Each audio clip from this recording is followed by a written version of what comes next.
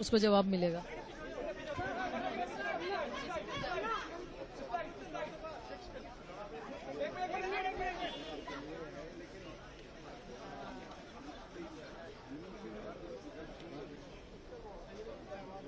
Emergency का एक ऐसा दौर था जो इतिहास में एक काले खंड के दौर पर जिसको देखा गया।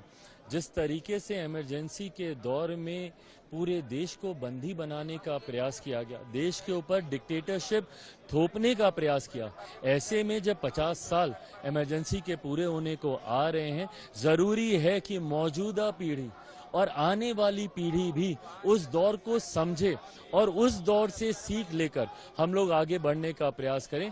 आज जिस तरीके से विपक्ष ने, जब माननीय स्पीकर के द्वारा इस प्रस्ताव को लाया गया और इमरजेंसी की निंदा करने की बात जब सबने की, जिस तरीके से विपक्ष ने हंगामा करने का काम किया, विपक्ष क्या समर्थन करता है उस दौर का?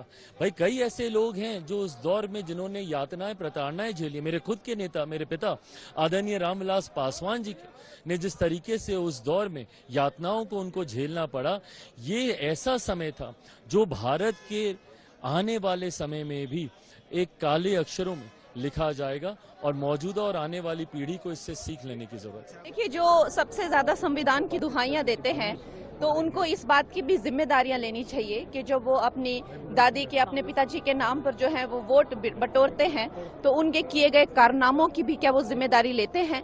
और आज जो संविधान की सबसे ज्यादा दुहाइयां देती हैं, ये भी जरूरी है कि उनका खुद का ट्रैक रिकॉर्ड वो देखें। संविधान की जिस तरह से धज्जियां उड़ाई गई हैं और जिस तरह से गला घोटा है इमरजेंसी के द्वारा और सबके संवैधानिक अधिकार जो है इन्होंने छीन लिए थे, वो सब भी हम बार बार दुनिया को याद दिलाएंगे ताकि इस तरह का खिलवाड़ जो है संविधान से के साथ दूसरी बार हो ना पाए। धन्यवाद।